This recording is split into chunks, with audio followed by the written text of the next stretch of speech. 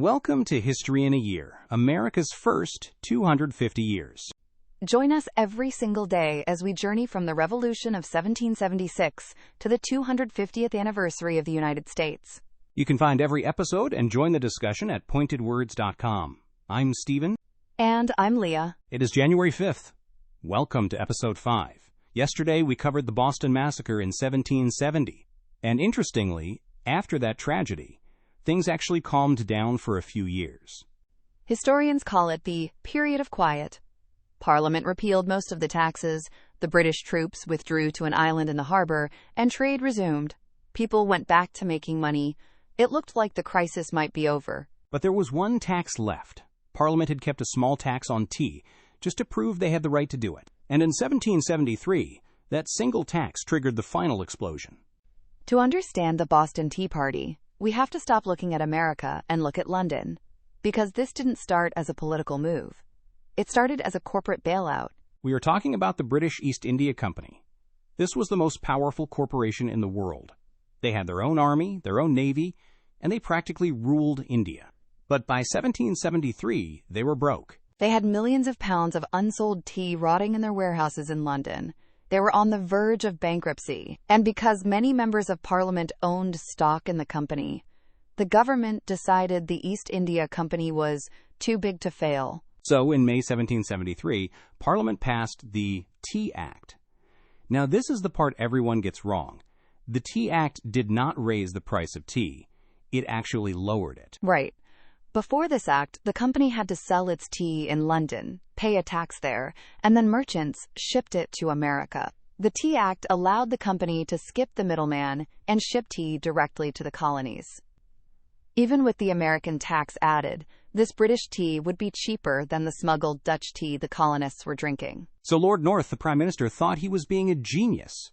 He thought, the Americans love cheap tea. They will buy this tea, pay the small tax, and we will save the company. Everyone wins. But he underestimated the Americans. The colonists saw right through it. They saw it as a Trojan horse. If they bought the cheap tea, they were implicitly accepting Parliament's right to tax them. It was a trap. Plus, the American merchants were furious. The Tea Act gave the East India Company a monopoly. It cut out the local shopkeepers and smugglers, men like John Hancock, who made their living importing tea. So when the tea ships headed for America in late 1773, the colonies were ready. In New York and Philadelphia, the Sons of Liberty threatened the captains. They said, if you land that tea, we will burn your ships. The captains in those cities wisely turned around and sailed back to England. But in Boston, things were different. The royal governor, Thomas Hutchinson, refused to back down. He had seen his house destroyed during the Stamp Act riots, and he was determined to enforce the law this time. Also, two of the consignees, the agents hired to sell the tea, were Hutchinson's own sons. So for him, it was personal and financial. On November 28, 1773, the ship Dartmouth arrived in Boston Harbor carrying 114 chests of East India Company tea. Samuel Adams and the Sons of Liberty immediately mobilized. They plastered the town with posters calling the tea that worst of plagues. They held massive meetings at the Old South Meeting House. Churches were the only buildings big enough to hold the crowds of 5,000 people. The law stated that once a ship entered the harbor, it had 20 days to pay the duties and unload its cargo. If it didn't, the customs officials could seize the cargo and sell it at auction, which meant paying the tax. The deadline was midnight, December 16th. For weeks, the Patriots tried to negotiate. They begged the owner of the Dartmouth, a man named Francis Roch, to sail the ship back to London. Roch wanted to leave. He didn't want his ship destroyed, but Governor Hutchinson played hardball. He ordered the Royal Navy to block the harbor entrance. He refused to issue a pass to let the ship leave until the tea was unloaded. So the ship was trapped. The Sons of Liberty posted armed guards at Griffin's Wharf to make sure not a single ounce of tea was unloaded. It was a standoff. On the morning of December 16th, the final day, thousands of people gathered at the Old South Meeting House. It was cold and rainy. They sent Francis Roch to the governor's country house one last time to beg for a pass. The crowd waited all day. Darkness fell. Finally, around 6 p.m., Roch returned. He walked into the candlelight of the meeting house and told the crowd. The governor refused. Samuel Adams stood up. He looked at the crowd and spoke the code words that had been arranged beforehand.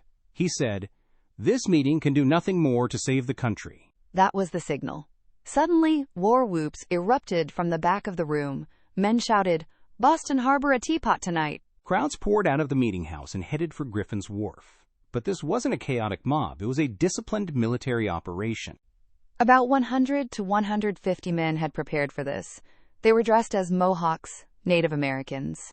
They wore blankets, darkened their faces with soot and coal dust, and carried hatchets. The disguise was important. It wasn't just to hide their identities, though that was crucial because they were committing treason. It was symbolic. By dressing as Native Americans, they were saying, "We are not British subjects anymore. We are Americans. We are something new." They boarded the 3 ships, the Dartmouth, the Eleanor, and the Beaver. The crews of the ships didn't fight back. They just stepped aside and watched. The Mohawks worked quickly and quietly. This wasn't a riot. There was no shouting, no drinking, no looting. They hauled the heavy chests, some weighing 400 pounds, up to the deck. They smashed them open with hatchets and dumped the tea into the dark water. The discipline was incredible. There is a famous story about a man named Charles Connor who tried to stuff some loose tea leaves into his pockets to take home for his family. The other Sons of Liberty caught him. They ripped his coat off, dumped the tea, and kicked him off the ship. They wanted to prove they were patriots, not thieves. They destroyed 342 chests of tea. That's 92,000 pounds, over 45 tons. In today's money, the value is nearly $2 million. It took them about 3 hours. The tide was low, so the tea actually piled up like haystacks in the water. They had to jump into the mud and beat the piles with oars to make sure it was ruined by the salt water. And then, the most amazing part, when they were done, they swept the decks. They called the ship's mate up to verify that nothing had been stolen or damaged, except for one padlock, which they replaced the next day. They marched home to the sound of a fife and drum. The next morning, tea leaves were washing up on the shores for miles around Boston. When the news reached London in January 1774, the reaction was apocalyptic. King George III and Parliament were furious. They had tolerated riots. They had tolerated effigies. But destruction of private property? That was crossing the line. Even some Americans were unsure. George Washington and Benjamin Franklin actually condemned the Tea Party. They thought destroying private property was mob rule and would hurt their cause. Franklin even offered to pay for the tea himself. But Parliament didn't want payment. They wanted punishment. They decided to make an example of Boston. They passed a series of laws called the Coercive Acts. The Americans called them the Intolerable Acts. These laws were brutal. First, the Boston Port Act. They closed the port of Boston completely. No ships in, no ships out, until the tea was paid for. It was an economic death sentence for a city that relied on trade. Second, the Massachusetts Government Act. They revoked the colony's charter. They banned town meetings, the very heart of New England democracy. They put the colony under military rule. Third, the Administration of Justice Act. It allowed British officials accused of crimes to be tried in England, not America. Washington called this the Murder Act because it let soldiers get away with murder. And finally, a new Quartering Act, which made it easier to house troops in occupied buildings. Parliament thought these laws would isolate Boston. They thought the other colonies would say, well, Boston shouldn't have destroyed that tea, and leave them to rot. But they miscalculated again. Instead of isolating Boston, the Intolerable Acts united the colonies. Virginia, Pennsylvania, South Carolina, they all saw this and realized, if they can do this to Boston, they can do it to us.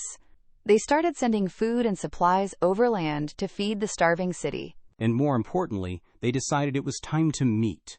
Not just to write a letter, but to plan a unified resistance. They called for a, quote, Continental Congress. The Tea Party was the point of no return. Before December 1773, a political solution was still possible. After the tea went into the harbor, the only solution was force. Join us tomorrow for Episode 6. The leaders of the continent gather in Philadelphia. We are going to meet the First Continental Congress, where Patrick Henry declares, I am not a Virginian, but an American. I'm Leah. And I'm Stephen. You can find every episode at pointedwords.com. And this is our story.